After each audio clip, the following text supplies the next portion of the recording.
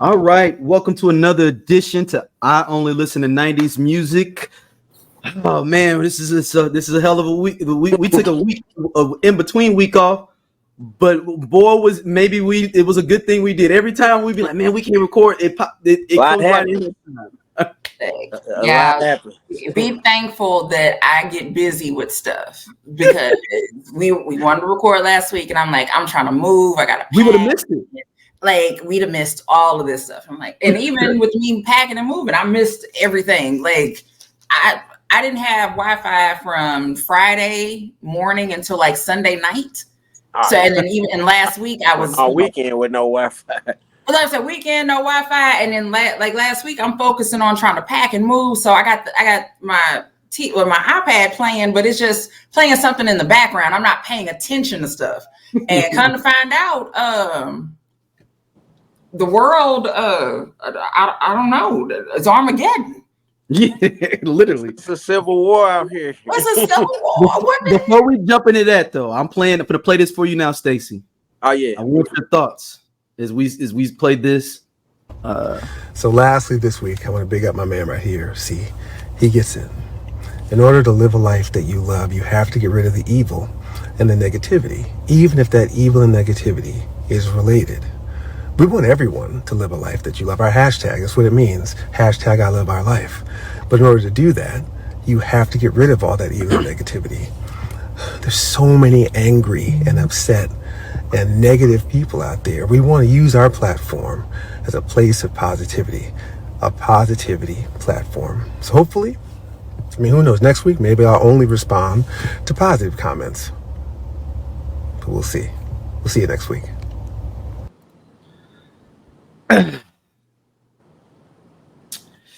All right.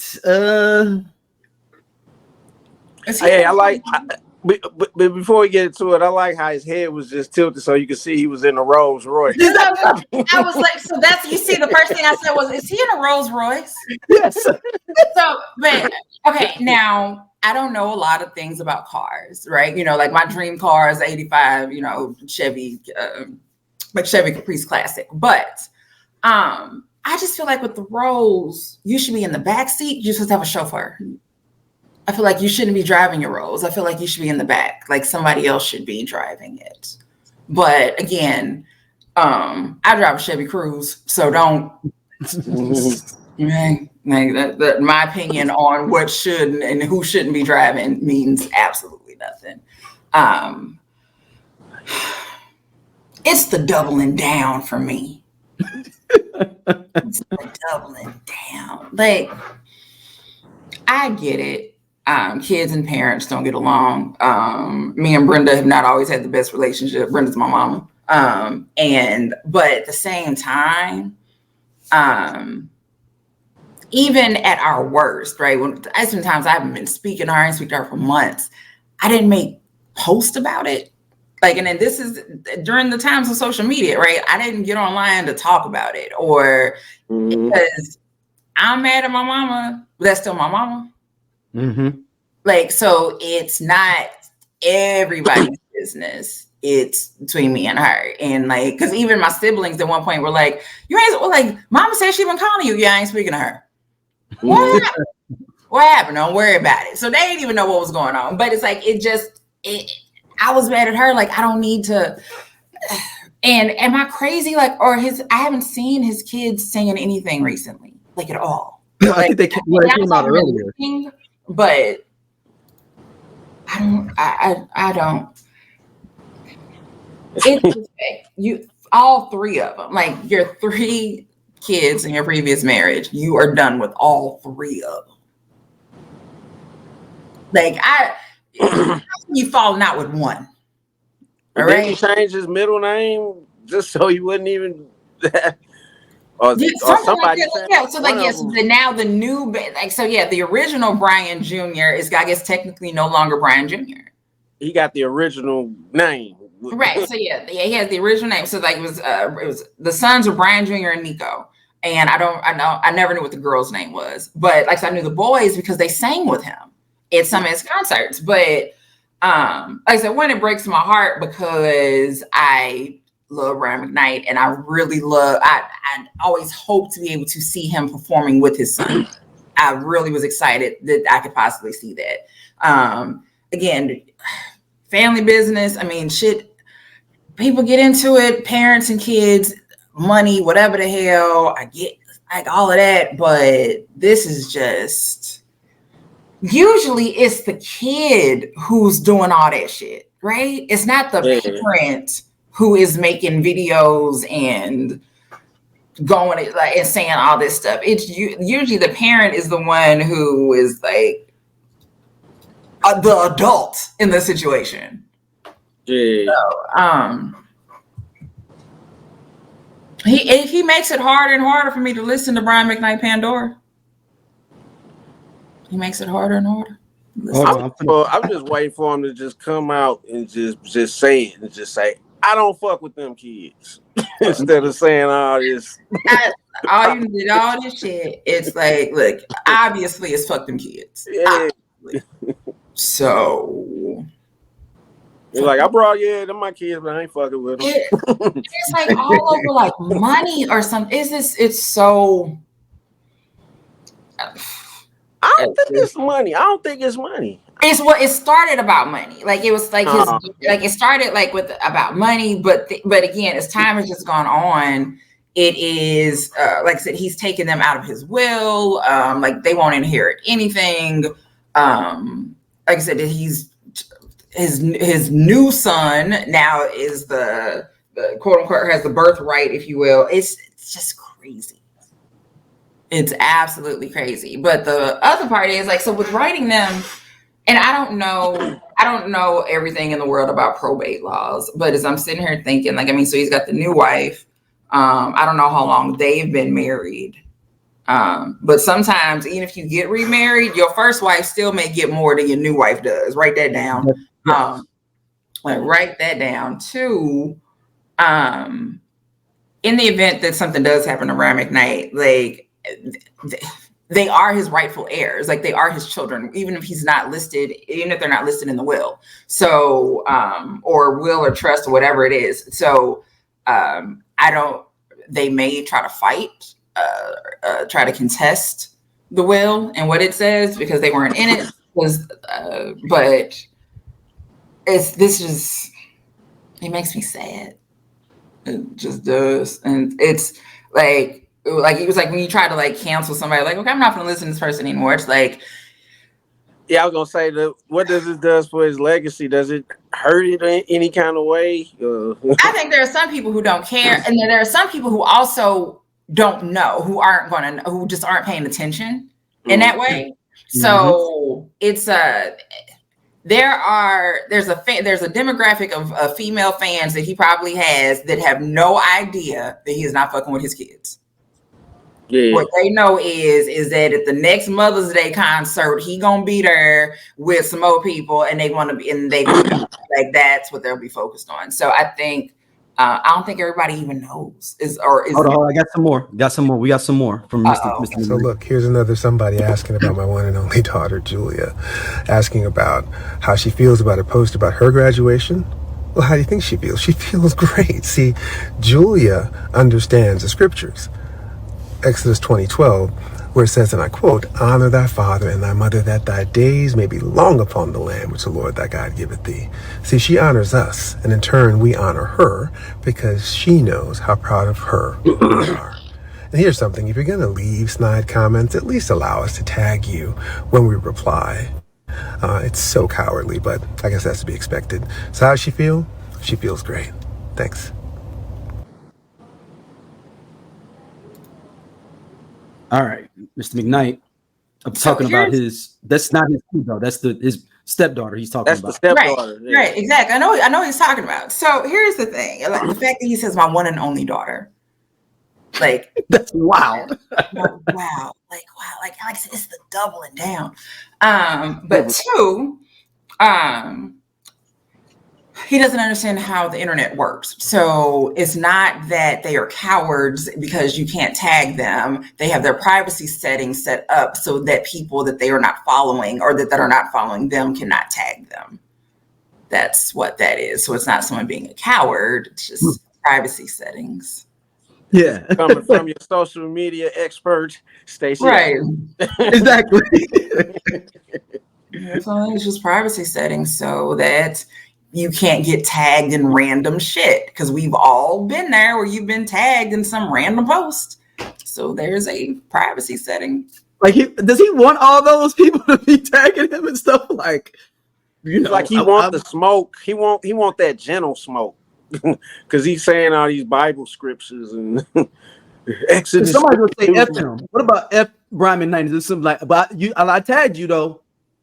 Listen, wait till somebody starts hitting him back with some scriptures or something, like, and it's the man. Anyway,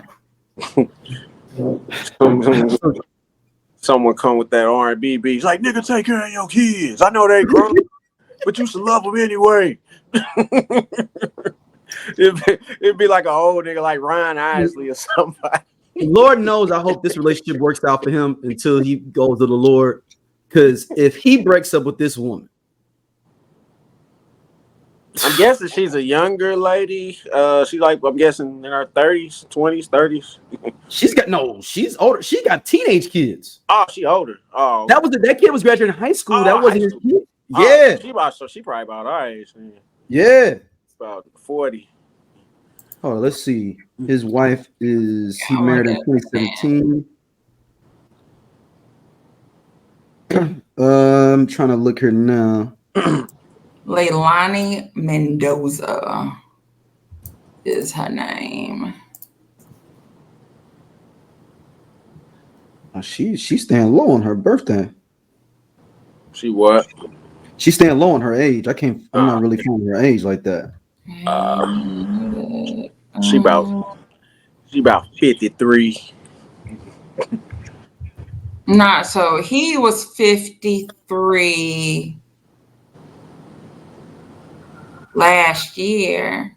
They are keeping. So there's a whole article with the Daily Mail, which is a UK publication, and it literally, like, the headline: Brian McKnight, 53, welcomes baby boy with younger wife, Leilani Malia Mendoza, just 8 months after revealing pregnancy loss.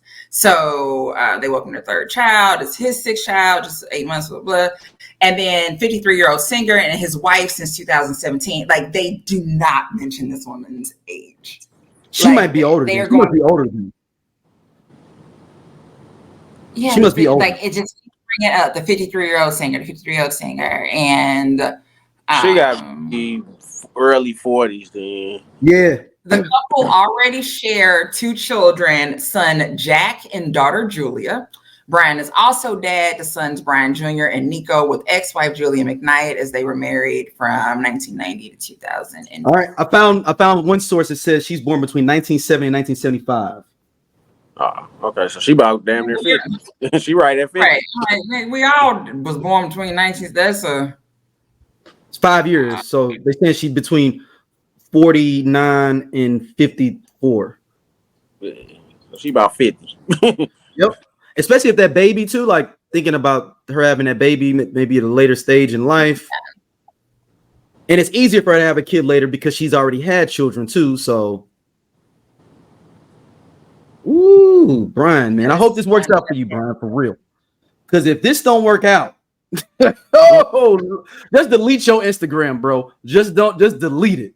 Just get off the grid. He keeps posting these scriptures. And you know his sons, they probably making a diss R&B record. Keep in mind, he's this biblical person, but this is the same man that came out trying to show you how your pussy worked just about 10 years ago. Yeah, I forgot about that. That's when Twitter was crack-a-lacking. Yeah. Actually, that was late 2000s. That wasn't even, that was more like than 09. Yeah, like 09. Twitter was around. Yep. 9 or 10. Let me show you how that pussy worked. Keep in mind, people, this is the same man that made this song. And that's just as much a part of his legacy as them great tracks, too, though, which is the crazy part. Mm-hmm. Well, wait a minute. So Dr. Leilani, she was a pediatric neurophysiologist. Okay, where did she graduate from? Because find a medical license and check on them. So I would say this, when people are like, it's like, oh, you got to call up the internet detectives. I'm horrible at that. I am not an internet detective. Like, you got a picture of some girl and you're trying to figure out who she is. I can't help you on that. I don't know. Tattoos. I cannot do that. However, if you want to find out who owned a certain property, I can find the title or a deed to a property in seconds. Like, I can do any real estate stuff, I can find it. Anything other than that, I'm sorry. I don't know what to say. But this is silly. This is dumb. It's just Brian. I remember I watched the episode of Martin with him on there where he proposed to Gina. It didn't even feel right watching him on it was like it felt like when you see R. Kelly in general, you'd be like, dang, man. Like, it just feels, and I'm not trying to say he did anything nefarious on those levels of like R. Kelly. Right. And Diddy watch is coming in a minute. Y'all don't worry. But nothing nefarious, but it just feels like, man, you a sucker. Like, the way you're conducting yourself makes me not want to, enjoy your music. Enjoy you as an actor, etc. It's like, why are you being such an ass? And his kids probably listen to that. What was that Shaq song? Cause Phil was my father, cause my biological didn't bother. Like,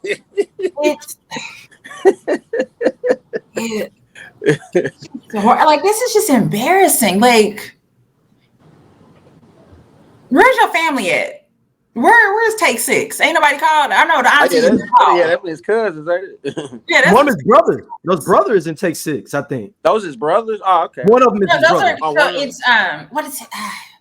Take Six is cousins, but it's what does he always say? Like, there's an album that I listen to. His brother Claude McKnight. Yeah, he's the older brother of Brian McKnight. Claude McKnight is. Yeah. So when his sons are coming out on this album, when his sons are coming out, and he mentions that he was like, he loves that between him and his parents. He's like, it's all my 21 first cousins. He was like, and the musical talent didn't stop with them, and then he brings his sons out. So, but yeah, it's all of them, the whole family. Damn, 21 first cousins. On my mom's side, and that's probably light for most people. Yeah. For some people, that's like, I have, on my mom's side, I have 4 first cousins. That's it. Just 4. I got 6. I guess it. And like, my uncle had 3 kids, my aunt had 1. Wow. So his brother's named after his dad, their dad, Claude. So he's Claude the Third. Claude. That's an old name. Well, Claude. Man, so next up, rest in peace to the great Rico Wade of Organized Confusion and the Dungeon Family.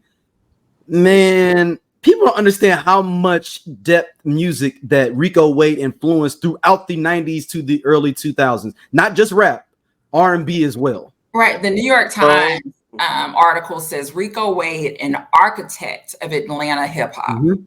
And I made sure to copy that when I saw it. I was like, I like that a lot. And the mayor had a statement on Saturday, said Rico left an indelible mark on music and culture around the world. And for that, the South will always have something to say. I just love how he got the Grammy. Yeah. Because he narrates the whole Killer Mike album. Yeah. Yep. Yeah. Yeah, but it was what is it? Waterfalls. I didn't know that he had done that, and I was like, In Vogue, Don't Let Go. Like where does that come from? Where do you go from Players Ball to Don't Let Go? Like, you gotta have a range to be able to do that. So definitely a big loss. Just considering what Organized Noise did in a basement. Yeah. But I think some of the greatest artists were that we've had have come from that beginning of we just in a basement somewhere. Mm-hmm. You didn't get to be in this like in no big amazing studio. Like, nah, we or just people that's come off that Dungeon family tree. right. Like Exactly. your Janelle Monáe, you know, Future. Right. That's his cousin. Yeah. His cousin people. Yeah. Yeah. Also, I'm gonna say rest in peace, OJ. We all saw the chase. Interrupt that Knicks Rockets game 5. And this is how crazy that life has been. I actually forgot that OJ passed away until you just said that. It had completely left my mind. Like, if you wouldn't have just said it, I would have told people, like, yeah, he's still alive. Yeah, OJ is 90s culture. Bruh, are we at, like, can Black folks finally start saying that he did it, or are we gonna wait till after the funeral? No, we knew he did it. We knew he did it. We celebrate the fact that a black man got off. I'm just saying, like, when are we gonna start saying it? I think it's. I'm Doja. They sleep. Yeah, we part of Just Posted Podcast, man. The best show on this network. Come on, check, though. Seriously, man. Just Posted. It's just me and Doja sitting back talking about what the fuck going on in the world and the streets. We said labor of love. He said labor of love. I ain't say that shit. Shout out to you know what I'm saying, everybody coming to watch though, man. We really appreciate y'all. Holla at y'all later. Hey man, this nigga just tall for no reason. I'm gone. And he do regular jobs. Don't forget that.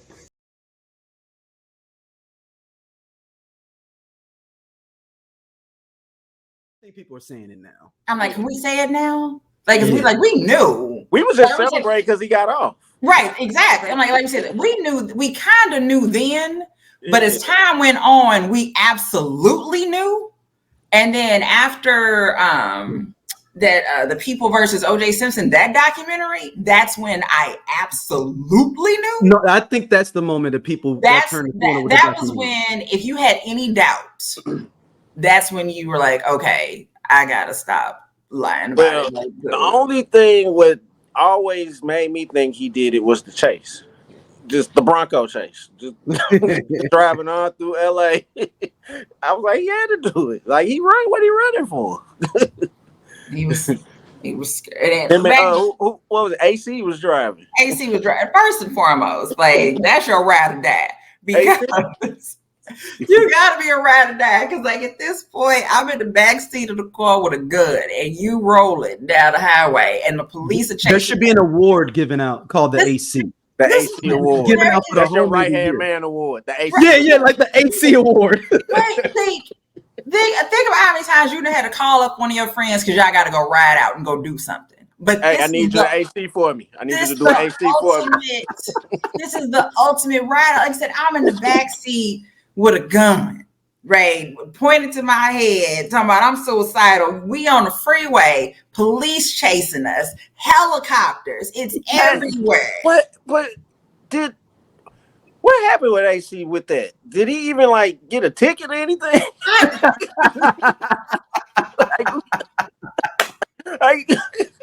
They just went back to the crib. They did all that chasing. That's, you know what? I gotta find that out. I don't know the answer to that question. I was like, AC got off too. I can't. That was just all right. I remember exactly where I was. I was in 7th grade, and our teacher we didn't have a TV, but our teacher let us listen to it on the radio. Where were y'all? Or did y'all teachers let y'all watch it or listen to it? No, it was. I was in. Go ahead, Stacey. No, I'm saying, look, I was in middle school, so 8th grade at CJA, and I remember we found out, and I remember all the black kids was like, yay, and there was a white home ec teacher was bawling her eyes out. Like, and we're like, oh, ha, you crying. But we are ignorant 7th graders. Like, so it's funny to us. We was cheering, man. We don't know. Like, all we know is Rodney King the police officers that had just beat him didn't they got off. So next we like, okay, well, hold on, we good now. But as Chris Rock said, we won. What the hell did we win? Like, I'm waiting every day for my OJ prize, and I got it. Wait a minute. So the Bronco is for sale. I heard it's in a museum in like Tennessee. It was in the Alcatraz East Crime Museum in Tennessee, and it will be soon up for public or private sale. The owners of it are hoping to get $1.5 million. Yeah, because AC I think sold it for like $200,000 or something. Hell, I'll sell this old raggedy truck for $200,000. But the idea of did AC get a ticket? Like I said, I'm not letting that go. That is the weirdest thing, but it's so true. Like, did he? Like, what happened to him? He didn't get arrested or nothing. Well, it wasn't no warrant for him, but did he at least get a ticket for not pulling over? Because they was chasing him for about 2 hours? Yeah. Let's say, where were you, Daryl? Man, was about the OJ chase, or you talking about the verdict? When they announced the verdict? Bro, I was in school. I was a freshman in high school, and they didn't show it. It was this word just got out. I just remember I went to all boys white school, so I remember a couple of us just high fiving on the low, like, oh hell yeah. And I remember this one white guy didn't like, man. Shout out to you, Matt Jesse. He works for heavy power Republicans. I still got beef with him to this day. We was at our class reunion, and I still was looking at him like, Jesse. He had his Trump stuff on. yeah, this is was it pre-Trump? No, this was the Clinton days. Yeah. This is Clinton, but he was down with Bob Dole a lot back then. This is Bob Dole era when he was down with him. But I dislike this kid so much. At our school retreat, somebody has a guitar. I made a song called "White Boy Jesse," and literally made a song up and made a hook and everything called with "White Boy Jesse." Everything was "White Boy Jesse," and it was like it became a thing. And I was like, this was super racist because if he would have did Black Boy Daryl, it'd have been some furniture movement. I have an answer. When the chase concluded and Callings and Simpson surrendered, Callings was arrested and charged with a felony for aiding a fugitive. He was booked into the LA men's jail, from which he was later released on $250,000 bond. Damn. The district attorney, Gil Garcetti, eventually determined, however, that pending charges against Callings would be dropped due to lack of sufficient evidence. Hold on. Lack of sufficient evidence. He had a good ass lawyer. Yeah. Hold on. Lack of sufficient evidence. It's all over the news. They interrupted the NBA finals. In the book, Outrage, the 5 reasons why OJ Simpson got away with murder, Vincent Bugliosi wrote that Detective Philip Benatar had asked Callings if he believed Simpson had committed the murders. Callings conceded that the police had a lot of physical evidence and that it would speak for itself. I love this. Oh, wait a minute. Because wait a minute, hold on. At some point, he had a 900 number for the public to ask him questions about anything except for the murder in the trial. He was getting some bread. He was up there with Miss Cleo. He was up there. Allegedly, he may have made over $1 million from his $2 plus a minute 900 number thing. You know what? AC was scamming. Take me back to the 90s because there's so many scams. I'm prepared to run. Like, how many people are like regular business people now that ran some great scams in the 90s, but we don't know that they were running a scam in the 90s? But now they're like a drug dealer. It's almost like a drug dealer and they clean their money up. And now you like, oh, dang, they own 4 McDonald's. That's a good dude. I went on a bad check writing spree back in 2001. and I made it through that, but I never scammed again. right? Like you just like, look, I made it through. Like you don't want to get greedy.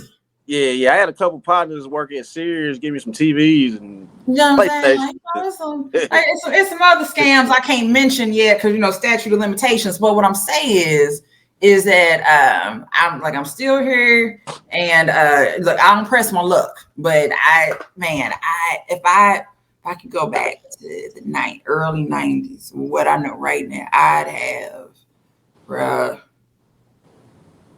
So apparently the United States is one of the only countries to not have a premium call number anymore. Every other country has a premium call number still.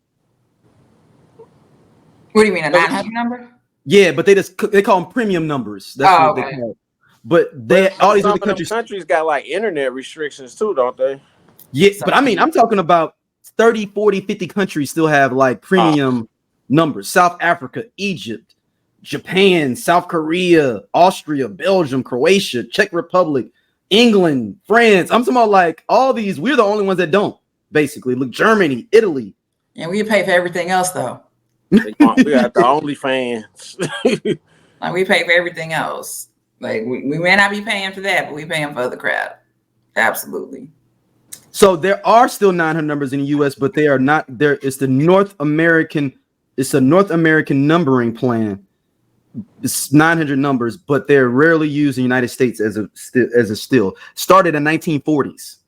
900 numbers did. Shit, when they still using KL5? Such. Right. This all when you still call somebody, be like, "Hey, I need to call Lucy." Right. And put somebody plugging them in. Klondike 5724. Call Evergreen Terrace. Right. Terrace. Right. Yeah.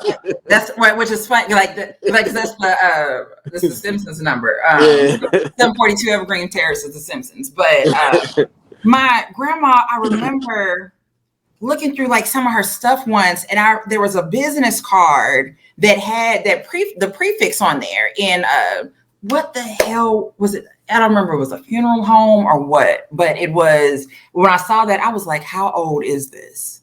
Yeah, because my mom said like back like this in the 60s and 70s, I guess when you lived in certain sides of town, you had to dial the certain numbers, how the south side I grew up on the north, so 385 was mine. I got 383. And then I want to say 382 is another one. 381 is Baden-ish. 361 was the west. And 361 was the west. 361, because that was my other grandma, that was Bartman and Belt. So depending on where you live. I know 355 was North County. Yep. And 741. And 741. Yeah. And 869. 869 is Jennings. 241 was down over off of Cass. Yeah. What was 868? What was 868? Southside. Yeah, I was saying Southside. Yep. Southside was 772, 771. Yeah. 771. Dang. The good old days.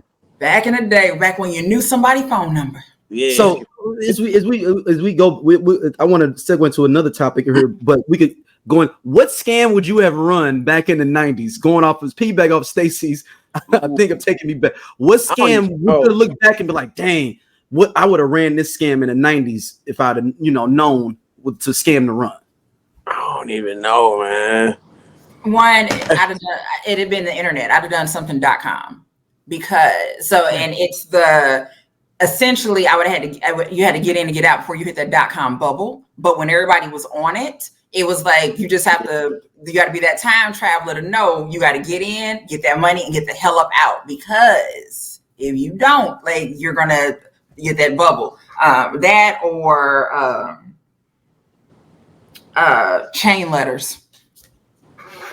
Ooh. Was that letter stuffing scam basically? Like, so those, or just the chain letters of send this letter to 10 other people and blah blah blah, or you and if you do that you get this money and blah, like, so doing it that way. Or hell, again, internet shit. Or take that back. We know for a fact that the IRS will never call you. We know that the Social Security Administration will never call you. But you didn't know that then. So absolutely would have been calling. Oh yeah. What's your routing number? Like, I'd have got everything off of you. Do you think a lot of people did got like that maybe, and like they just don't talk about it? Oh, niggas, grandmas got hit every day. But I'm talking about regular people, like not even older people. Like it's just that lack of knowledge. So just even right now, we live in a pretty synced up world, internet wise. But even with that, there are still some people that are lagging in that have no idea how to use computer, don't understand any of that. So you could get over on some shit right now with folks. Like we think of old people being the ones that get scammed the most. No, it's young niggas getting scammed because they don't pay attention. Here's a perfect example. Like I don't see it too much anymore, but when you see people say their page got hacked, they was trying to turn $300 into $3,000. They probably all right. It's like when you they'll send you like a DM maybe on Instagram or Facebook. I never answer. I just always delete it because it's too good to be true. You know. Yeah. It's like it's like Western Union or Cash App somebody $300. And then you'll get 3,000 back. Like everybody puts money into this little pot. Like usually around Christmas is when it starts showing up. But they slowed down over recent years. Oh no, here's a throwback one. I know all y'all got this one. Hello, I'm a Nigerian prince. That was the one I was gonna run. That's the one I was gonna say I was gonna run. In the early 2000s too, like early 2000s, sending out like. Because back then it was hard to get caught in spam traps too. Like, I have so much money to get rid of. I'd be like, I'm a prince. I'm locked up right now. You know, I just want to get you. You know, just send me your money. Just got scammed like a year or two ago, man. Shit, she got scammed out like $20,000. This dude saying he went to space. He needed $30,000 to get back. Now, how much would that have been able to run in the early 2000s? Like Stacey was saying, like, or late 90s. Like, if you think about, if you only had that many people have an email in the 90s, though. But think about the early 90s, late 90s. How many people really had an email like that? Like, exactly. That's something real. It's like I said, you have to get in early. So you got to get the people who have an email address. And again, that's not that many people because it's who has access to the internet, who has access to a computer. So you're not going to get a lot of folks, but the people that you are going to get can afford it. Like that's the thing. That's your other difference, right? Is that with, again, that time, you wasn't no Wi-Fi. Like people with money had the access to the internet first. People they had home computers. Had access to the internet and you had access to a computer. Like, so I did have a computer in my house and I did have, my dial-up modem, but, I had like a compact Rosario, right? But it was, like I was lucky to have that. Compared to, other friends who I knew who didn't have computers, right? It's people, again, it's kids right now that still don't have a laptop or a computer in their home. So it's at that time, just like back when VCRs used to cost thousands of dollars, right? So you got to get the people that can afford that. So I'd have been the back when a 50-inch was the biggest TV you could get. I'm talking about and look, and when you got that 50-inch, it wasn't leaving the home. Like it was gonna be whoever bought your house. Yeah, whoever bought the house kept the TV. I'm talking about, I mess around having office space, people coming in, investors. I'm showing them all kinds of, and this is what we gonna do, and this is blah blah. Whole damn thing. Made the whole damn presentation using word art and shit. And now, like in Microsoft Paint, and then when everybody comes back looking for me, office is clear. Ain't nobody seen me. I'm out of it. Like it's full scam. But for our younger listeners, y'all don't understand. Y'all may not understand. Like when someone got like then, at least for me, I used to be like excited getting an email. Like, oh shit, I got an email. That's why I read every listserv I joined for like update. Yeah, you would read them. You'd be like, oh snap, Sports Illustrated sent me a new update for today. Let me read it. Like it. People are inundated with email now. You don't understand how much it was like a treat to get an email. So if you did get an email from Stacey saying, "Hey, flip your 10,000," you're like, "Oh snap, I'm on something," because I don't get nobody really got email. I'm gonna get this $10. Forward me your routing information. I'm telling you. Scammity scam. And I just got this checking account. Oh, and y'all don't understand either though. I used to roll the hustle with the I used to deposit a check into my bank account for it could show that I had more, but it was a bad check. And then I better roll for the night. It gets you for the night. Like man, I'm going out. I need to buy me 3-4 drinks at this bar at the club. I'll put this little 20, or you can say you deposited 20. It was like a weird thing in some banks where you could say it was a deposit in there for $20-some, and it's like, oh man, I ain't put the check in the thing, and it believes whatever. And it believes whatever because it didn't. Y'all don't know now. It scans the check and gets to see it. No, it would just go and deposit. It would trust off what you put in that was deposited in that on that check. Yep. So they didn't know until the next day. You got and it would accredit your account as long as it probably wasn't crazy. You couldn't be like, oh, I'll put $5,000 in there. You think you're getting $5,000, but if you put 25 on there or $30, it was like, okay, cool. You got $30 and it's on your card. You rolling. Man, back when you could swipe your credit card at the pump. Back when gas money was $5. Man, a dollar. And don't let it be on the Saturday. As long as you had $1 in your bank account and it just approved that dollar. You was gonna fill up that tank and ride for the week. You was gonna be over. Don't let it be Saturday, Stacey. Where you put that little bad check in there, and you can wait all the way till Monday. You got Saturday and Sunday with the whole $50. Oh, we balling out all weekend. Yeah. Fuck it, we ball. Fuck it, They're gonna have to catch me. They're gonna have to catch me. I ain't want that bank account anyway. and they just sent me a credit card from Verizon. Listen, I what I'll say is this: I think Bank of America will not let me. I don't think I can walk into the building anymore. That's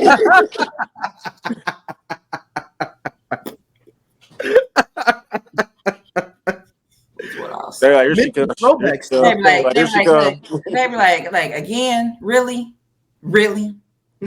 Mm. Mentioning throwbacks, we talked about on the last show a little bit, but I wanted to bring this question. Juvenile redid a music video for 400 Degrees, right? Yeah, 400 Degrees. What song do you guys think should have a music video that other people need to be doing this? Who do you think should go back and reshoot it as long as you have the rights to your music? Because if you don't have the rights to it, you can't do it. It's going to get flagged on YouTube as soon as you put it up and be like, well, that's damn to me. It don't matter. You don't own it. So if they do own it, what songs? I got a whole never got videos. Go ahead. I don't know. So, my good, wonderful friend Tevin Campbell, Alone with You. Ooh. And it's the realization of everybody knows that song, but there's no fucking video for it. Mm-hmm. And now Wanye's son's remaking it. And I'm like, damn. So that My Life, Mary J. Blige. That's right. It's not a video for it. Drew Hill, Beauty. 702, I Still Love You. Yes, they don't have. We got cheated. I feel like we got cheated. Yeah, they should. I'm also going to throw out there Brandy, Angel in Disguise. Ooh, that's a good one. I'm gonna throw in there. Please Don't Go, Boys to Men.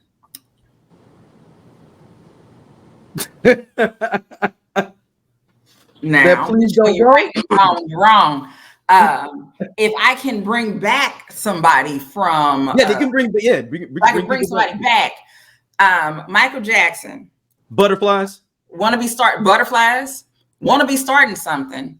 Human Nature. Because, as I will always say, in my mind, I believe there is a video for Human Nature because of Moonwalker, but there is no video.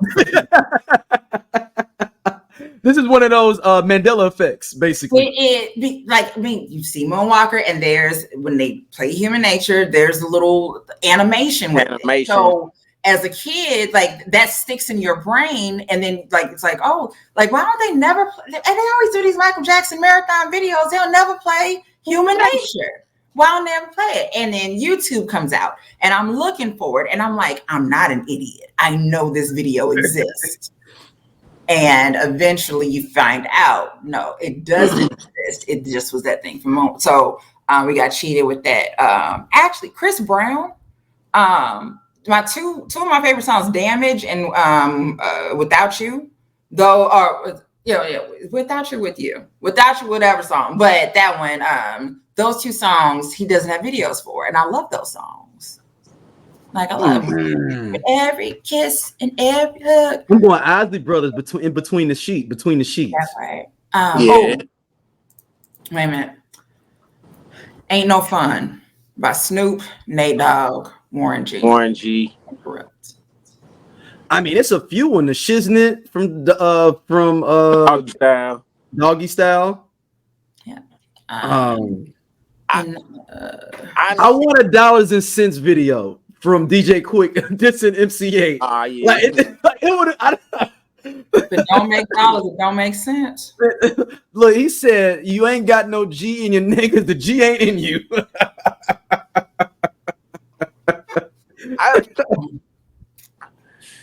I got any like, and it's not even a big song, but it's my favorite song from Jay-Z.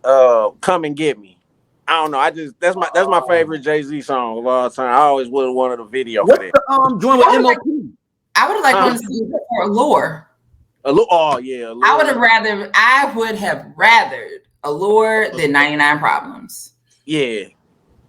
Like 99 Problems had that hook. That's the thing, though. That with that Rick Rubin. Mm-hmm. The song did what it was supposed to do, but it was ever something that I was like. Even just the first time listening to the album, I was like, okay. And then it's the video for it, and I'm like, okay. Was there a video for Pastor Troy Ain't No More Playing GA? Nope. No. Yeah. Nope. Mm-mm. Another one is non-affirmative action. Fighting ass songs that don't have hell shit. Let's go. What? It's on to my head. Kings of Crunk, first damn song, Pastor Troy, Lil Jon. Oh yeah, that. I know what you're talking about. Oh, it's on my tongue now too. When you say wood grain in the motherfucker. Thank you. I'm like I can rap the whole damn song. Yeah, I know what you're talking about. Yeah, ain't no. Fuck up. And the one with Bohagen. Right. I would. Nothing's free. I would have liked the video. Yeah. I would have listened to that. With a Janet Jackson cameo. Shit. Definitely. Like I would have loved it. So yeah. She's talking about the song you talking about with Pastor Put Your Hood Up. Thank you. Put your hood up, yeah. So I can put it up. Put it up. Throw it up. Throw it up. Yep. I'm sitting here like, wait a minute. I'm like, yeah, it's Kings of Crunk is the very first song on there. And it's like, let's go. I know one more I got. Pastor Troy. I mean, not Pastor Troy. Project Pat, Cheese and Dope. that needs a video. I don't know. I'm trying to think. Is there any other? But that's really all I can think. I probably have to hear the song. The 3-6 Mafia, who the crunkest? Yeah. The first one's the sample that that Ronnie O. Who the crunkest in this motherfucker? I mean, they'd already torn the club up. I mean, I think it was only so many fighting ass videos. And they probably learned like, they won't play our songs in certain they won't play these videos. Let's slow it down with late night tip. Yeah, was it a video? Like, there's no video for Who You With, is it? For with Lil Jon? There is. It is. Mm-hmm. I never seen it. It's done during Freaknik. Oh, I've never seen a video for Who You. Oh shoot, hold on. I'm gonna put it in the chat for y'all can see it. Yeah, hold on. Oh yes, back to that Freaknik doc, man. I meant to shout this out on the last part, man. But shout out to Player Poncho. We ain't seen him since '95. I love Player Poncho. What's up? We had a step that we used to do to that. What's up to the pimps in the trail? If it wasn't with Samantha, it wasn't official. Nick, we was there. We was there. I know I'm not going crazy. I know it was a Who You With video.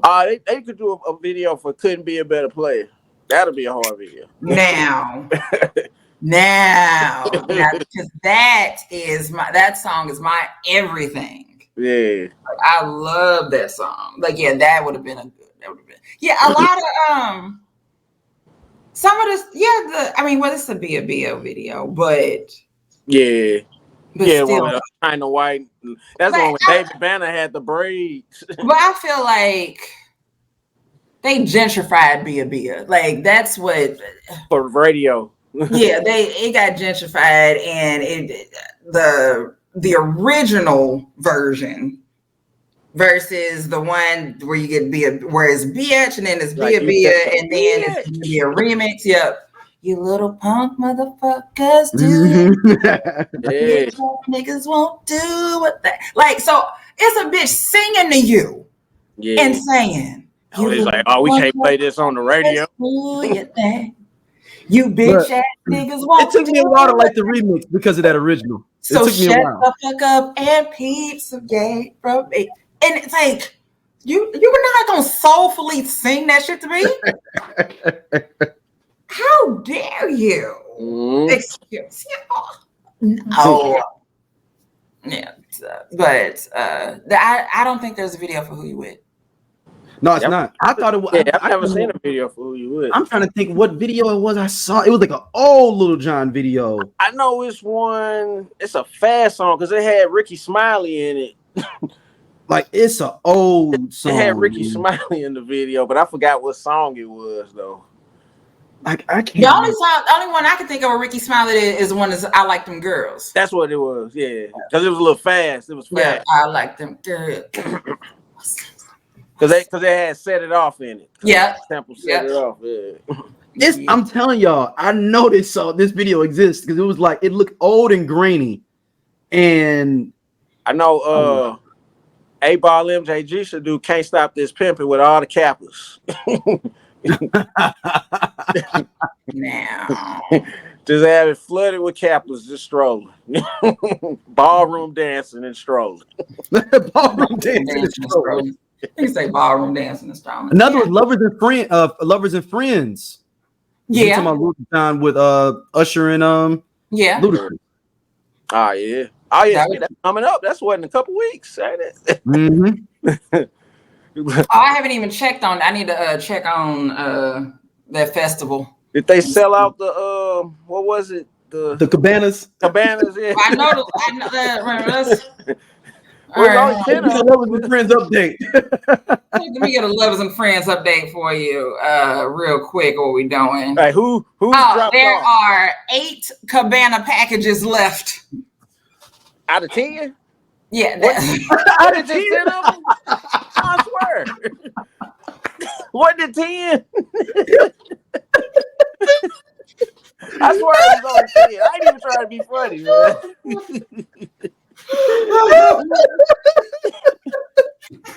You say, what did only 10 of them?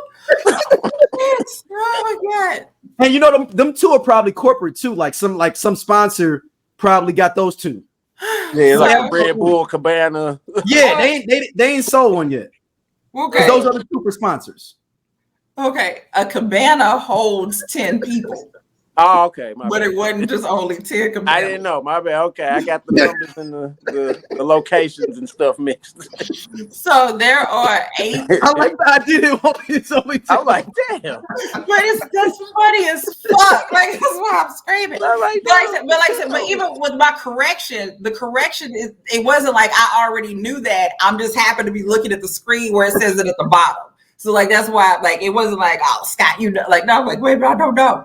So yeah, it's for the Cabana package, and you can contact them at cabana@jampack.com. There are 8 left, and that is so it VIP. is. So the Cabana VIP is 2 to 5 night stay at a hotel of your choice, expedited festival entry, Friday welcome party, expedited entry with a premium open bar, Sunday party, brunch, and mimosas, $150 festival merchandise voucher, limited edition album, bucket hat, and a chain. It's the fact that it's a bucket hat and a chain, and I can't let that go. And this is this Cinco de Mayo weekend, right? I think. Yep, it is.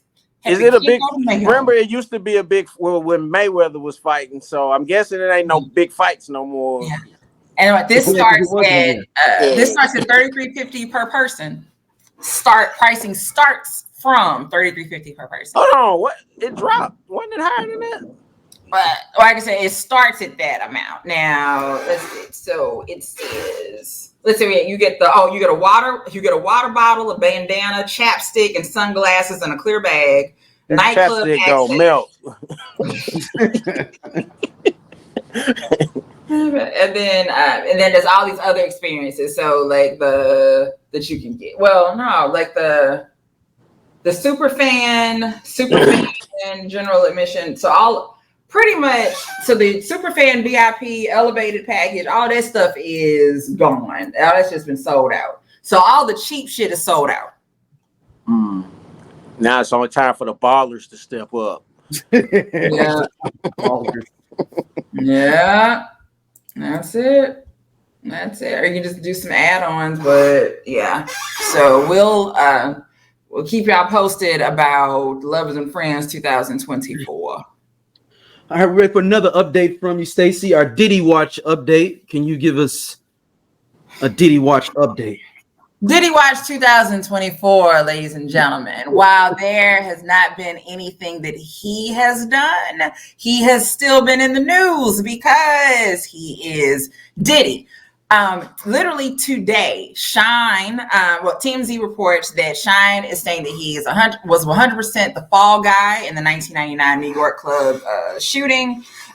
He did time for that, but he is still not saying that Diddy had anything to do with it. We know Shyne spent 8 years in prison over the infamous incident. He was speaking to the media this week down in Belize, where he is now an elected member of the House of Representatives. And while he was down there, he was talking about the incident. But essentially what he was saying was that he was the fall guy, and he doesn't say that Diddy did anything. He doesn't say it was him. But what he says is, he's like, listen to the victim. The victim is the one who is saying who shot her. You need to listen to the victim. The victim is Natanya Rubin. So she was the one that was shot, and she has been posting videos recently talking about what happened, and again stating that Diddy is the one who shot her in the face. She said she's been saying this since then for the past 25 years to whoever will listen, but no one has listened. So Shyne went to jail. Diddy got hit with gun possession and bribery charges related to the incident, but he was later acquitted. Shyne went to jail, and remember, this was around the time that Diddy and J-Lo were together, and shortly thereafter, she left. She gone. Shortly after, she was up. She was like, "Oh no," I'm like, "This isn't necessarily the block that I'm from." So, hey, you ain't seen J-Lo with a nigga since.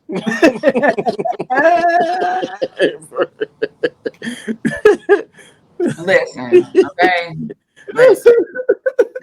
She tried to dabble in she some spun the block with Ben twice. Right. Like she tried to stay. Remember, Diddy tried to get back with her right before Ben Affleck did too, if y'all remember. I remember him, yeah. Diddy was trying to get back with J-Lo before Ben Affleck got with her. I will always say, and I've said it before and I've said it again, and I've said it in the group and people got mad at me for saying it. Diddy loved the fuck out of J-Lo, right? Mm-hmm. I understand that him and Kim Porter were together for years, and I understand that they had children together. That has nothing to do with how much Diddy loved J-Lo, is all I'm saying, right? Like, I Need a Girl is about J-Lo. Like, the girl in the video looks like her. Diddy, that man loved her, and she was like, no, thank you. Like, nah, I done dealt with this hood shit before, I'm out of here. That's Shyne. Now, here's the best thing that I saw today. Fox Nation has a new special that is available for streaming called What Did He Do? Which is a play on the phrase, what did he do? But it's what did he do? Or did he do it?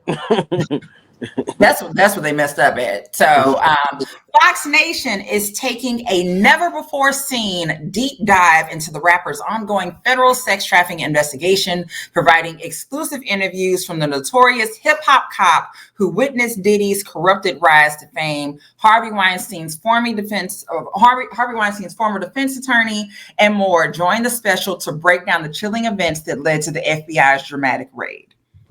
Now, here's a quote. It used to be what happens at Diddy's house stays at Diddy's. So he was very famous for issuing out NDAs like they were parking tickets on a busy double parked street. Unfortunately, in criminal cases, those NDAs don't hold up, so people are not bound by them. And that's why federal law enforcement is really hoping for. And that was said by Fox News contributor and former MTV VJ, Kennedy. Oh, so wow. She is also in the special. And then Donna Rotonio, a former lawyer for Harvey Weinstein, provided professional analysis on the case and noted that it is important to keep an open mind. I want to say that again. A former lawyer for Harvey Weinstein says that we need to keep an open mind. So I now have to subscribe to Fox Nation so that I can watch this. I'm hoping to be able to get a free trial.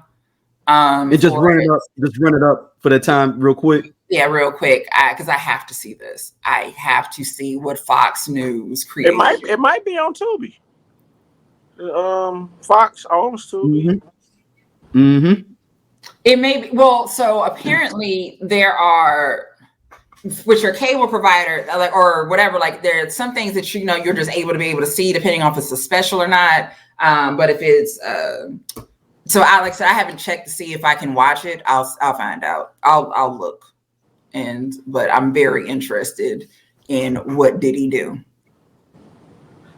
All right. I know a lot of people liked our last segment when we had told the story of Busy Bones. So we have another one.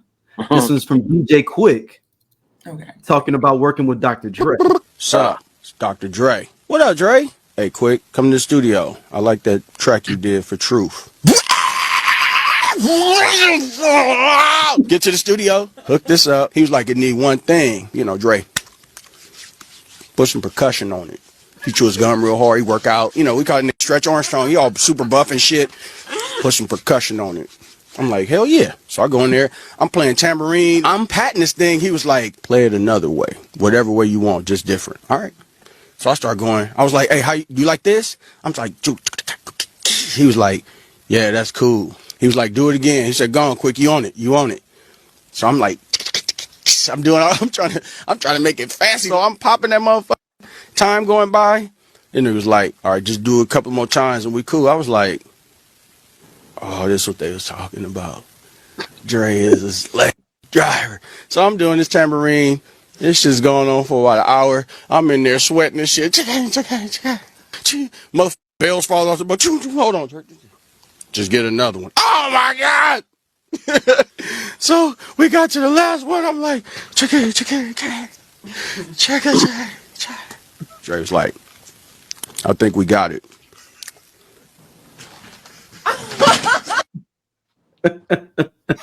What's the song? It's Truth Hurts. So when he said that I like the thing you do with Truth Hurts, I thought that Dre called him because he liked that and wanted something else. Does that make sense what I'm saying? Like, no, he wanted him to finish doing some more stuff on that song. Got it.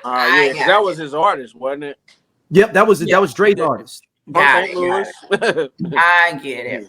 I get that. I understand. Yeah. I like the fact that I'm Stretch Armstrong. DJ Quik is hilarious and doesn't even try. And he doesn't look like he's aged at all. He still look like 1991. That's without the curl. He's still looking like he's born and raised in Compton. With the guest he used to be in St. Louis a lot. Like even after the Just Like Compton. And I've had debates with people. I feel like, dude, he wasn't dissing St. Louis and Just Like Compton. He only dissed one city, Denver, at the end. That's the only. Right, he didn't diss St. Louis. He just said that them niggas is wild. He said it was just like Compton. He doesn't mention, like he mentions the Smith Center. He doesn't mention what happened, But he mentions that that he was there, and Gus and all that. But he doesn't. He just said it was just like Compton. Like it was niggas fighting and shit. It was like he said Bloods and Crips start strapping and fighting in Missouri. Like that, Missouri? How could this happen? And look, it is so crazy. I saw DJ Quik at the gas station in like 2000, beamed up too, read it up. Like I'm like, this is real and luxurious. I'm talking about luxurious. This is the old Amoco before it was a BP, y'all. That was the Amoco, and he was pulled up, got him some gas. This is 2000. Yeah. Because he used to be in St. Louis a lot. He had a lot of people in St. Louis. He was in St. Louis. Yeah. Everybody, write this down. America, the people that are watching, people talk bad about St. Louis, but people are like, these artists are always there. They may not be on tour, but they're there hanging out. They got a baby mama there. Every artist got a baby mama in St. Louis. I don't know. I think St. Louis is the capital of rapper baby mamas. I think 100%. I think it absolutely is. I think every rapper has a baby mama. And R&B stars too. Yeah, that just say celebrity baby mama. Yeah, that's like pretty much you're a celebrity, your BM more than likely lives in St. Louis. And not just the black ones. Not just the black ones. And if she live in Atlanta, she from St. Louis. Yep. That boy. Like y'all know old girl Gail Beans from St. Louis. I didn't know that. That's on Snowfall. Snowfall, yeah, I didn't know that. Well, she didn't. I mean, she moved there when she was like 10 or 11 to Atlanta. Okay.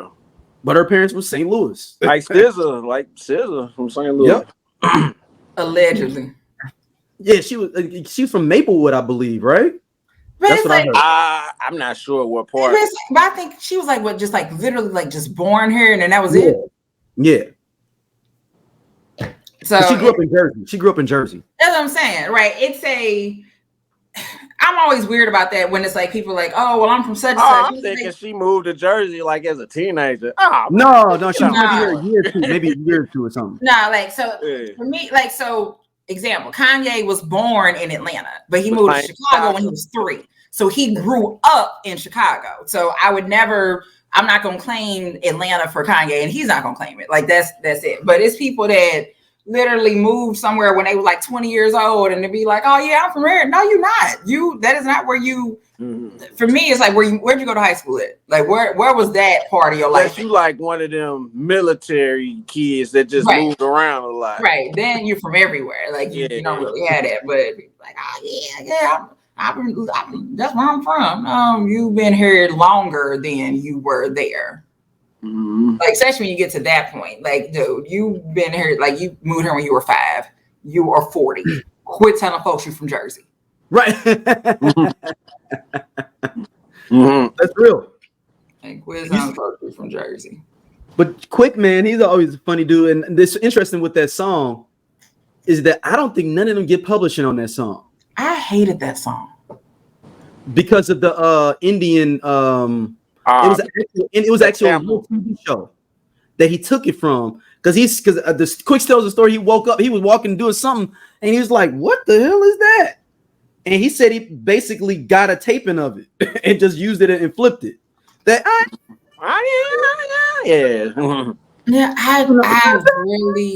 never liked that song. Like, it's from the first time I heard it, I was like, why? What is this? It was cool. It was cool. It's the Rakim. If the thing was that Rakim, you hadn't heard from Rakim in so long, I believe that's the thing that put people in. Yeah, you hadn't heard Rakim for years. Track. Yeah, and you was like, oh snap, Rakim, thinking of a master plan. Like, did she have another single? Didn't she have another? Yes, with the great R. Kelly. That's what it was. Okay. Yeah. The name of the song, hold on, I remember the song. It was actually a decent song too. Yeah, I remember the video. Yeah, wait a minute. So it says Static Major wrote the song lyrics, and the record was produced by DJ Quik. Quik sampled for its instrumental track a Hindi song he heard on television early one morning. The sample turned out to be the Thoda Rasham Lagata I, 1981 song by an Indian singer. Which Aftermath neglected to clear the rights to. Copyright holders, Saragama India Ltd. issued a cease and desist order, which went unheeded. On September 12, 2002, Saragama filed a $500 million lawsuit against Aftermath and parent company University Music Group and filed an injunction to prevent further performances or broadcasts of the addictive song. And at the end of 2002, Slant ranked the single the 9th best of the year and jokingly awarded it the title of Best Use of an Illegal Sample. Cause this song was big. I remember hearing it was big, in the video all the time. And I was angry every time it came on. I'd be like, y'all gotta be, y'all kidding. What's up, y'all? This is RVS. This is ROD, aka Rated R. And we are the We Coming For You cast. And we talk about pro wrestling from a black dude's perspective. Tell them what they can expect on this here podcast. Oh, we gonna give you all the raw and dirty and the everything black from AEW, WWE, Impact Wrestling, and any other wrestling in between. If you want your wrestling unfiltered, uncensored, and you want it raw, you need to subscribe to the We Come For You cast. Right here on SOLC Network. Like, there's no way that everybody likes this song. Like, it just stayed on 106 for a minute. Right for that whole summer almost.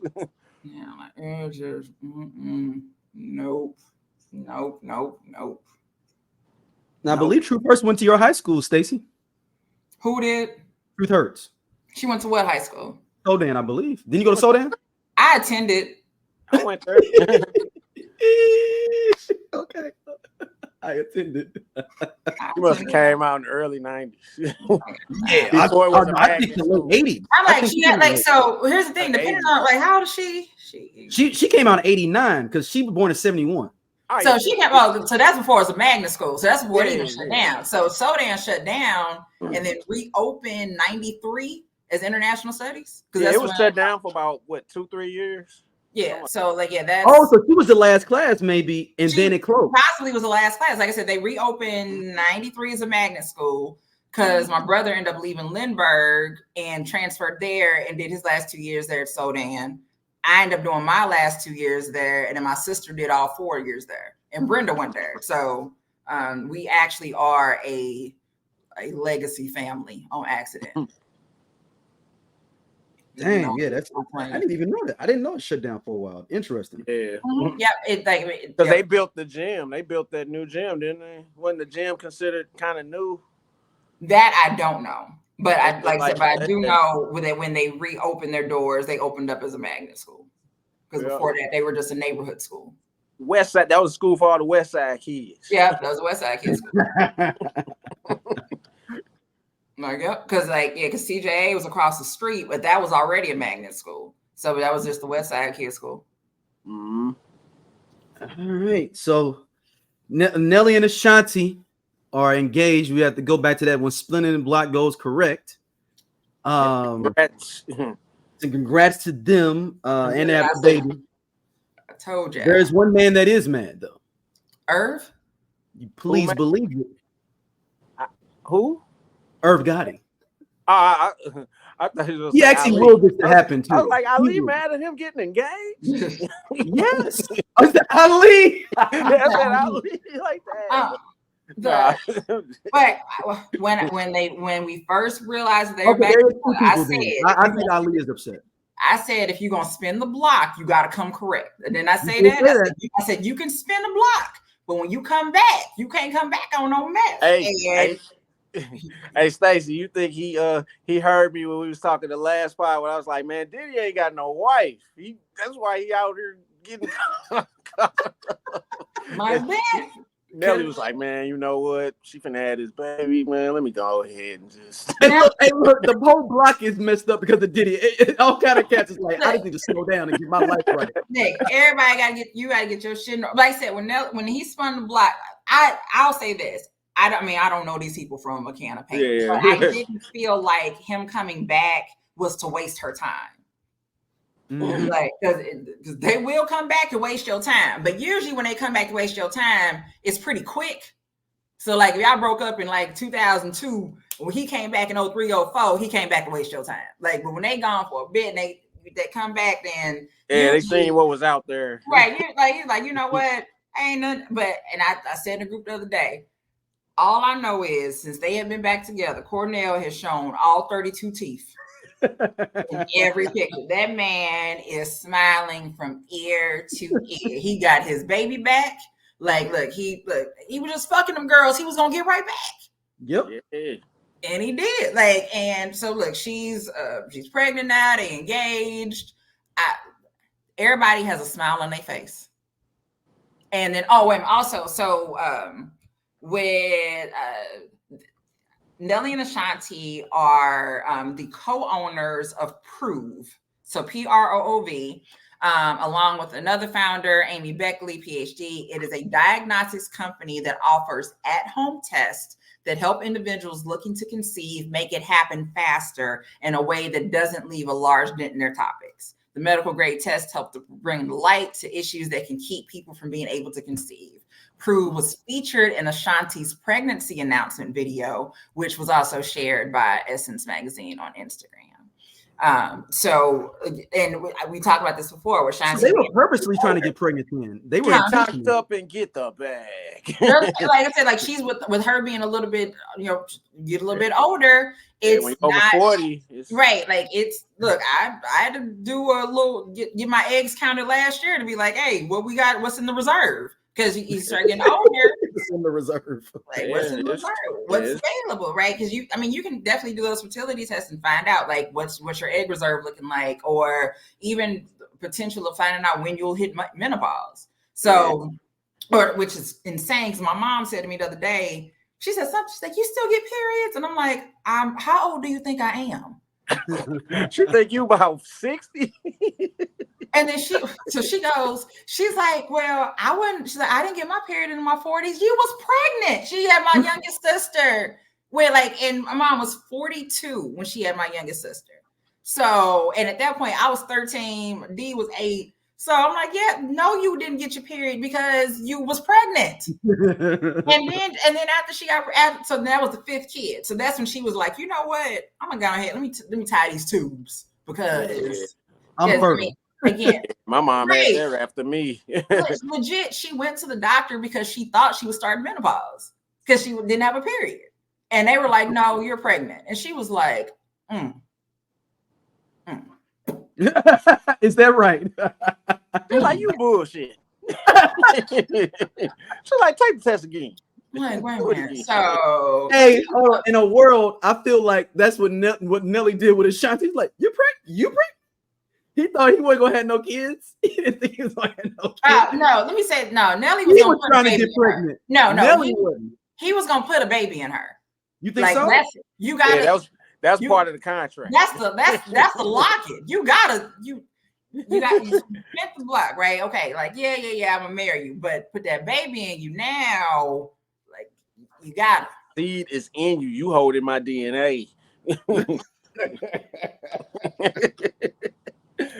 I chose you, girl. So, but yeah, I'm excited for them, and I also like that she's bringing awareness to people who are trying to conceive, or again, like it's not even about being older. I mean, it's 20-year-olds that have issues. So, they're like me and my wife had issues. Well, y'all knew we had right. So, and it's not cheap. Yeah. Like it's not cheap to get that testing done to find out what's going on or to continue to it. Like they'll tell you like, oh, y'all should try IVF, freeze your eggs. Who paying for that? Where's that money coming from? So ain't got it. they ain't got it. So you figure it out. And so the idea that they've created something that may be affordable for people, hey, kudos. And like I said, and all of them are smiling. Everybody's just like, who is that?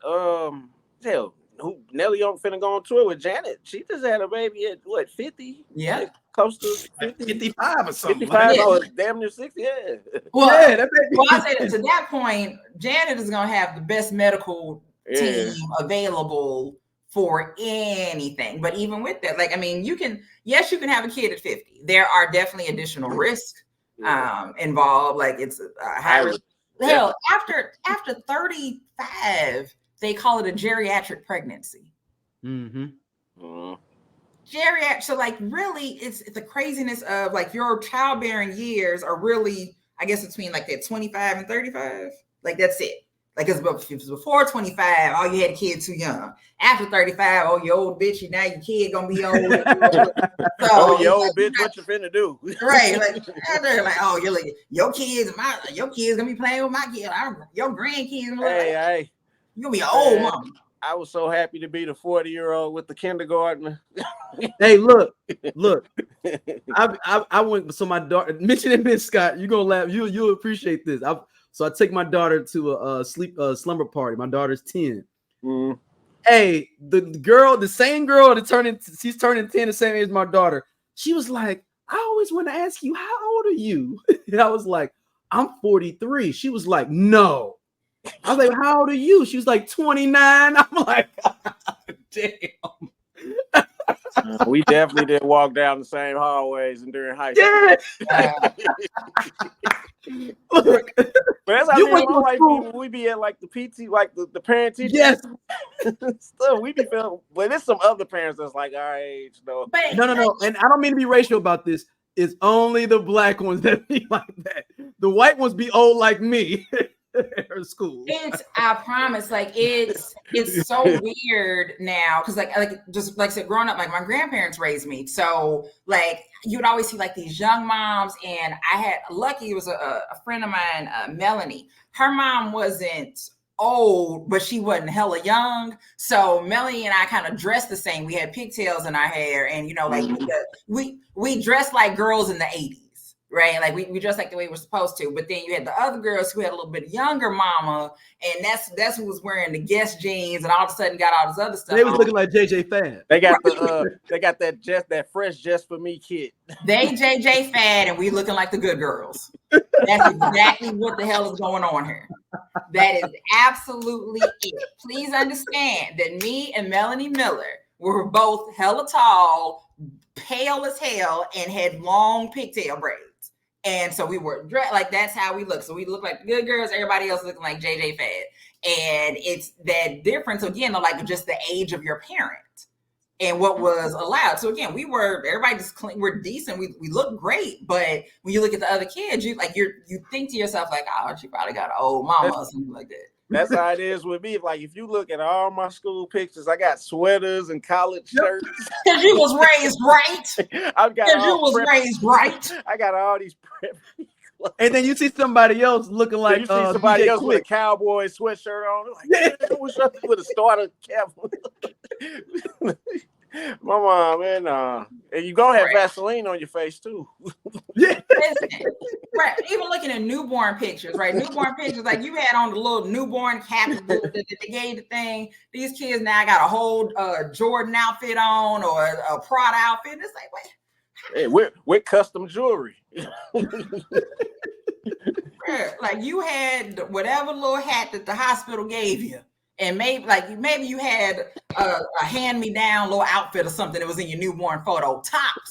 That's it. You wasn't getting all this other stuff. So yeah, these I'm going ahead and let's see what is 2024. I'm gonna go ahead and try to knock me a kid out within the next year or two. I'll keep y'all posted. Let's see what I do. All right. It's got some uncles. Our last topic for the night. Rap Armageddon. The rap battle royale. I love Drake B20. Drake against everybody. Stacey, you have just found out about this fully within the last couple hours. Look, okay. So I will let you kick it off. I was around for the diss track, right? I know what J. Cole said, and then I know that he took it back. And then all of a sudden, like I said, then I was busy trying to pack and I'm not paying attention to the world. And then I didn't have Wi-Fi all weekend. And when I finally get back, log in, shit has hit the fucking fan and it is shit everywhere. Everybody is jumping in. It's like Drake got jumped or something. Everybody just kind of keep coming by to get their lick in.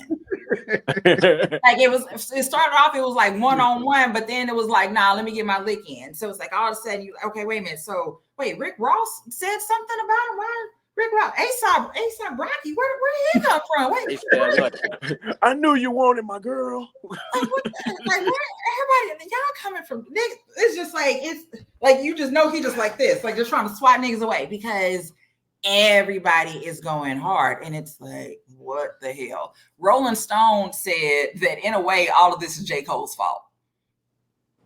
Really? Okay. Why did they say that? They said it was his first line on first person shooter. Oh, yeah. That's true. Yes. Right, said that it was his line, a first person shooter that awoke Kendrick's desire for smoke. And he even went as far as dropping a Kendrick diss of his own, only to retract and apologize a few days later. So, and so on and so forth. We know what happens after that. But yeah, so just J. Cole's fault. And it was rumored that Kendrick was supposed to have been on that song with them. That's the rumor on the first person shooter. Yeah. Yeah, this is the Infinity War. But this is the main thing, at least with Kendrick Lamar. He just don't like that nigga. Like really don't like him. Like, period. There's no reason. It's like, I just don't like his corny ass. That's what Kendrick feels. It feels like to me. He's been dissing him abruptly for a while. Like, he Cole did on the control. Dissing Kendrick or Kendrick dissing? No, Cole? Kendrick dissing Drake. Oh yeah.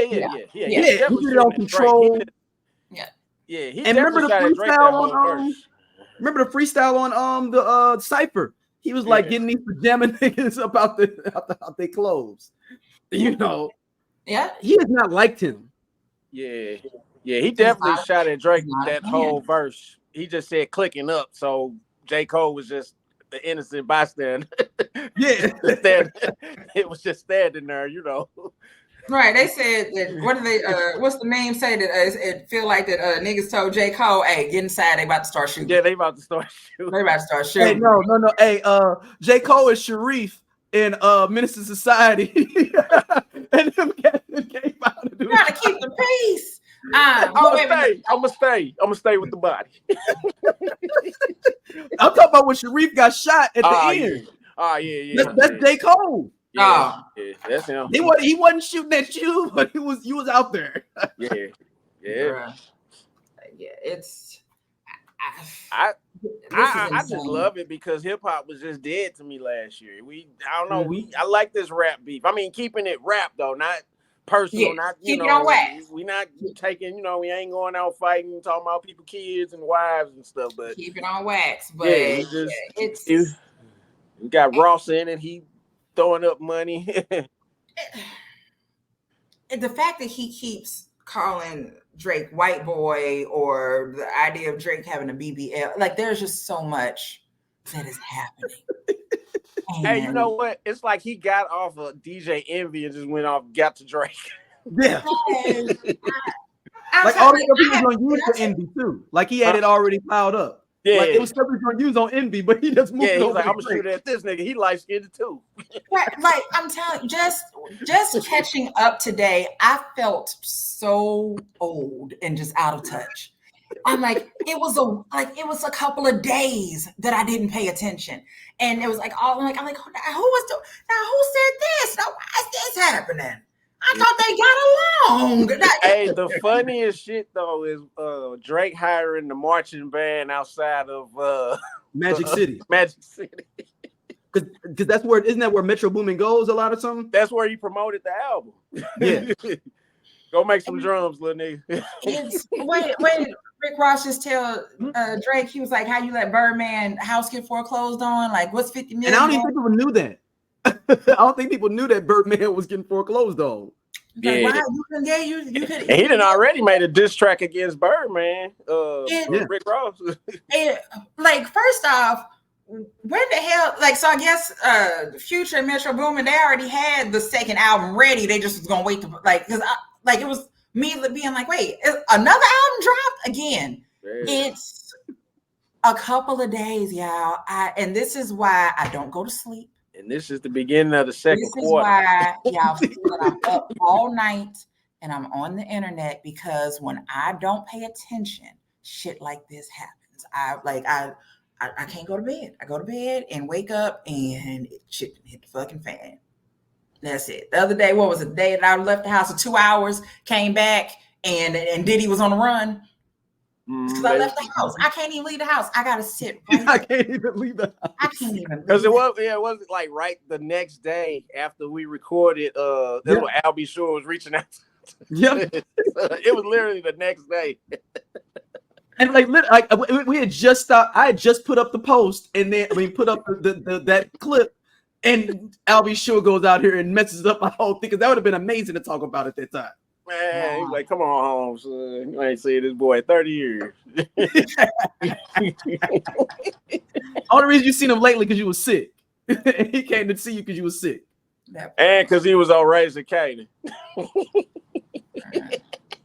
Well, his power. I mean, his character got killed off, but Still, he had a good two season run on. Yeah, he was on 2 seasons. Hey. I'm sorry. Yeah, sorry for spoiler alert. It's all right. Look, I have undiagnosed ADHD. I'm gonna forget. I mean, then you got the game jumping in. Everybody's getting their lick. I didn't see what he said. Everybody's getting their lick. Game, longtime collaborator, the former G Unit dude. He says, so basically, he's put up a post that I got rap niggas that I gotta act like I like, and he's supposed to be about. Oh, it's supposed to be about. Oh, it's some. Oh, y'all niggas doing something. He doing like some flipped screen reel or something. Yeah, but basically, game kind of cloudy.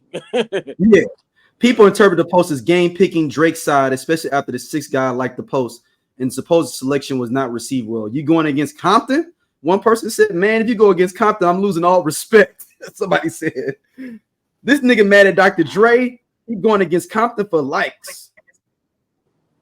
Because y'all remember he's been game has mad. He was mad they ain't bring him to the Super Bowl, didn't he? Yeah, he was mad at Dr. Dre for that, for not being in the Super Bowl halftime show. Yeah. Boy, don't nobody know your songs. Low key, the game career has went down since that lawsuit from the SA abuse that he got jammed up in a few years ago when he had that TV show. What was it, The Love of the Game or something? His little dating show.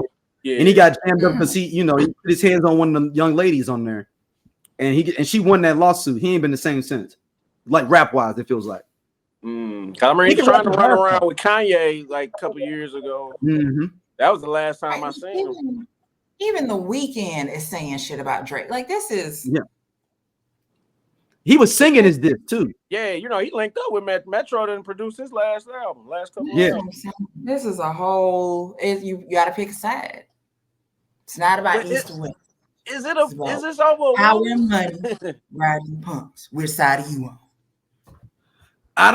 Is it over women? Probably. Or is this some industry stuff? I don't know. It's everything. It's a little bit of everything. I can see Future being mad. Future kicked this off, y'all. Like he kicked this off. He's mad about a girl. I think Future. They had a run together. They had a big money they was making together. Yeah. Big money. In that article that Stacey sent, they said allegedly Future's mad that he did that new album with 21 Savage instead of with him.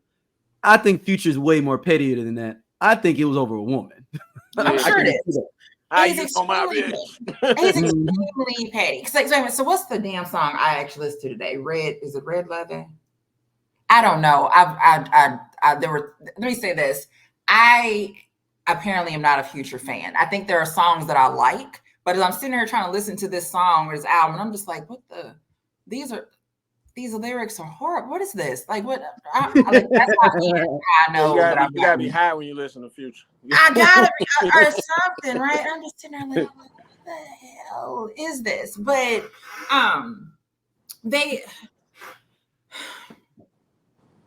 it's got to be over a girl. I'm sure that it is. Then it just gets everybody amped up. What does he say? He's like, I took a dancer and made her a trophy. Mm-hmm. So that's a shot at Sierra. Yeah, it's just But then Drake got a song called Trophies. Yep. Yeah. Yep.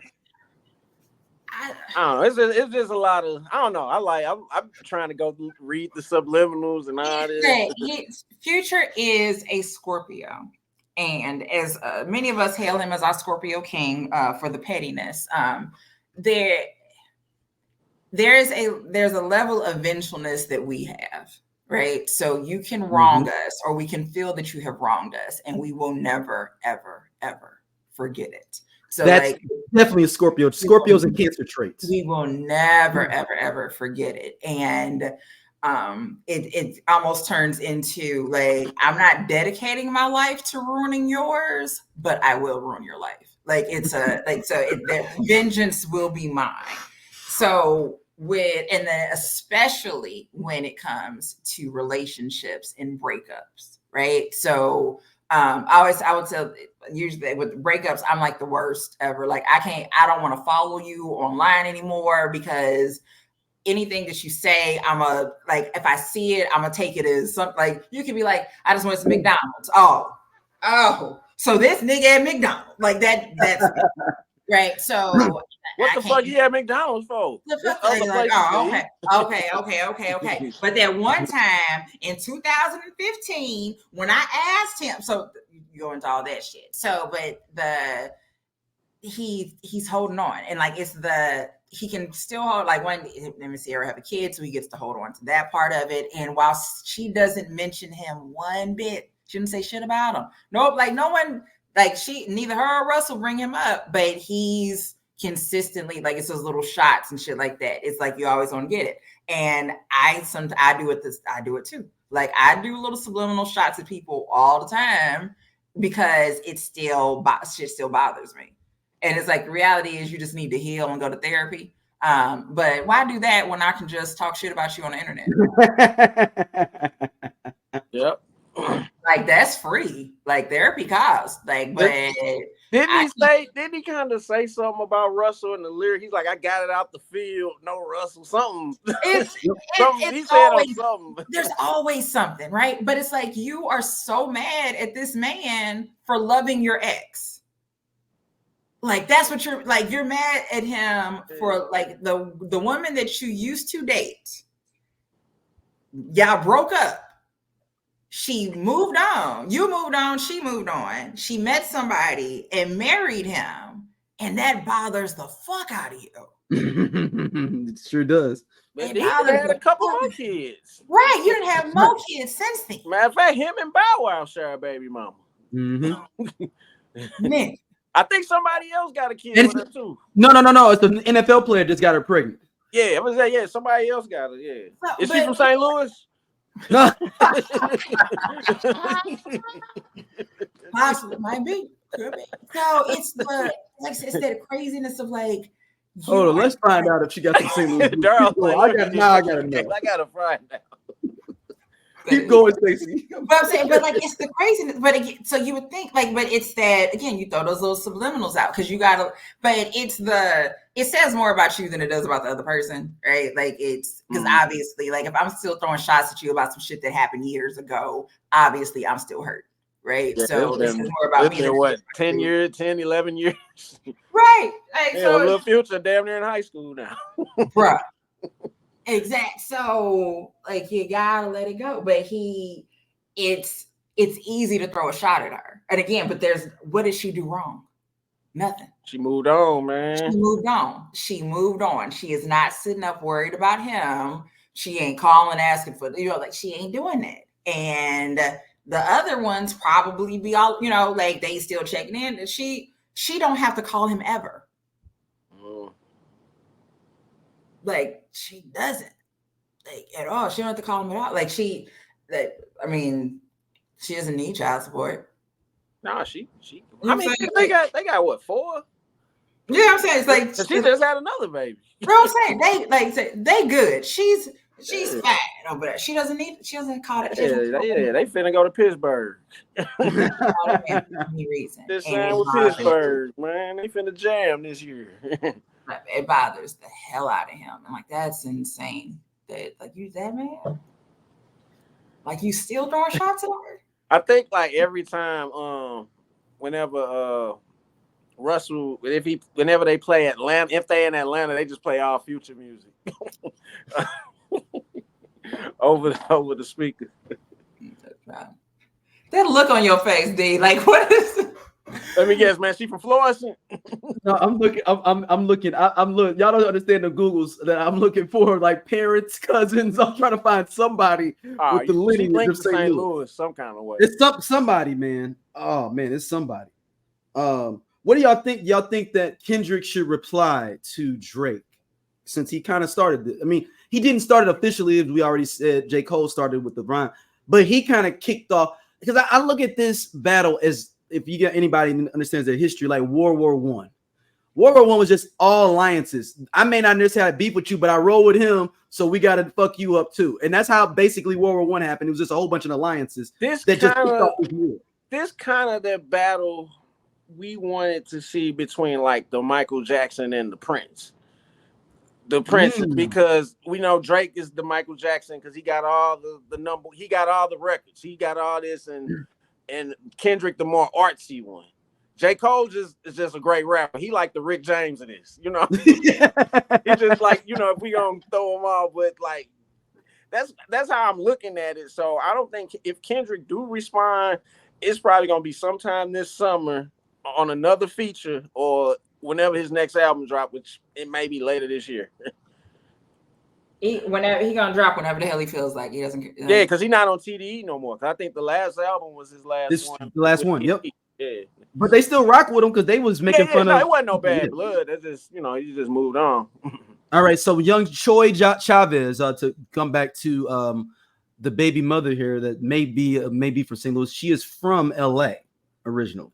So that's where we're starting from. I'm just going to give you guys up there. I'm still going. Continue on.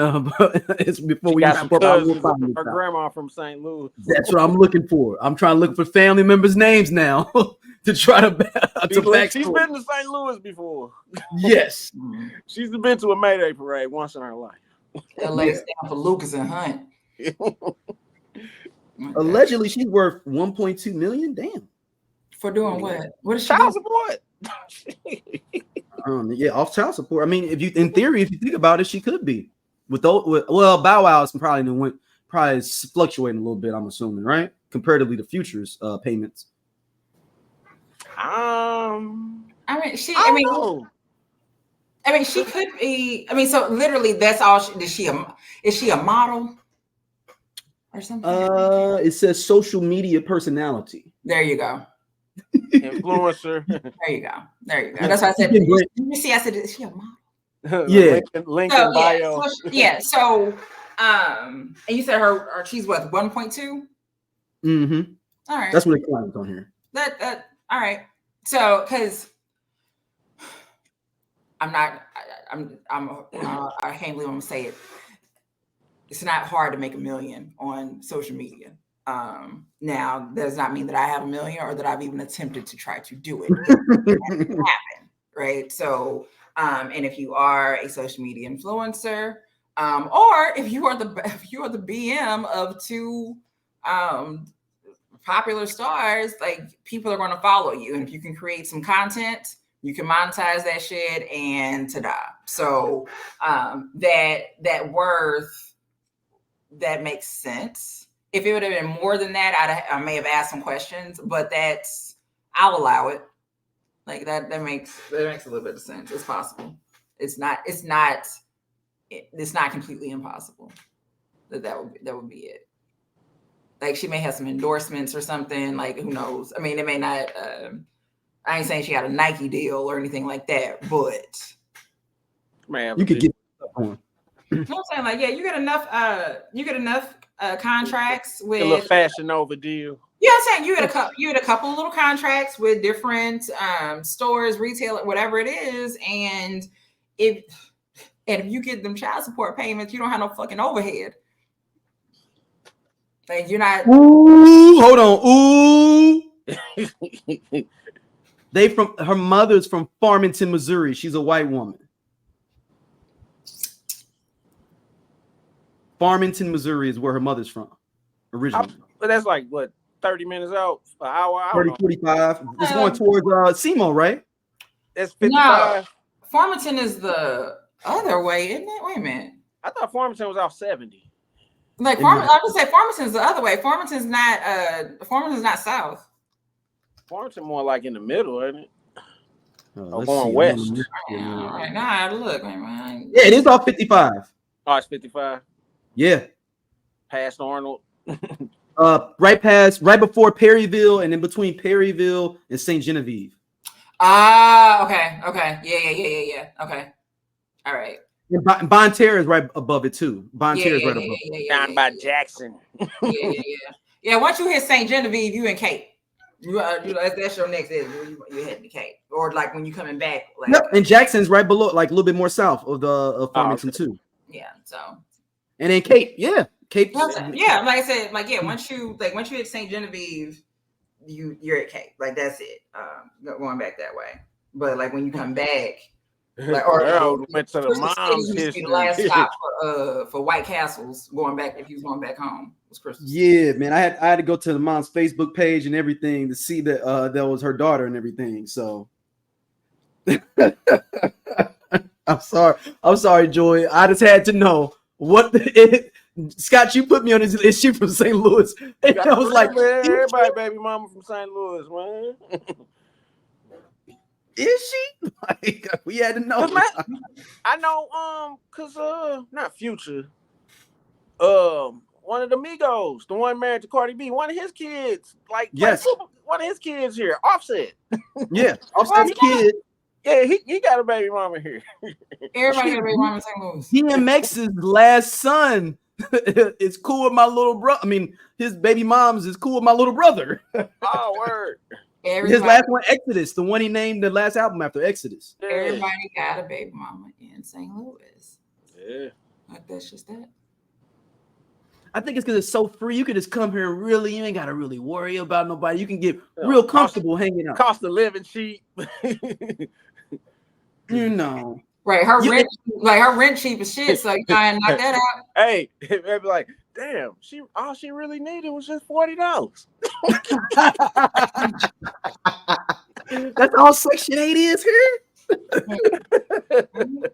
Like I was saying the other day, like when I was thinking about my new apartment, and I'm like thinking about like when I was in St. Louis, I was paying $670 for my the house that I lived in I actually lived on Gibson at a remodeled place that was there, like a 2-family flat I lived in. I was paying like $670 and struggling to fucking pay that sometimes. Simply put, I pay a lot more than $670 right now here in Dallas. Okay, pay a whole lot more. But like you gotta now I don't know what rent is right now in St. Louis, but I don't think that it's typical for people to pay what I'm paying. But like again, you gotta nigga this from any other city and find out, her rent only $850. Come here, baby girl. No, look, I'm finna upgrade you on top of that, so I can have me a nice spot when I come through. Listen, hey, we're gonna get 2 spots. Listen, please understand. For what I pay right now, if I came back to St. Louis, I'd have the best looking place in town. I'd be like, damn, that shit lit. Oh man. All right, let's wrap it on up. Scott, where can people hit you up at, man? And hit me up everywhere at Cool Ass Scott, but I 2 hours. Right. Yes. Stacy, where can people hit you up at? Stacy Adams. Stacy with the E, Adams with the Z on all of the platforms. Oh, but on the TikTok, I am the Stacy Adams. And tune in because we are, now that I have just moved into a new apartment, I am doing renter-friendly renovations and in partnership with my apartment complex. So be ready for some ridiculous do-it-yourself projects that I am going to be attempting. Right. Scott, where can people hit you up at? Hit me up everywhere at Cool Ass Scott. All right. As we wrap this up, we will see y'all. Peace. Yeah.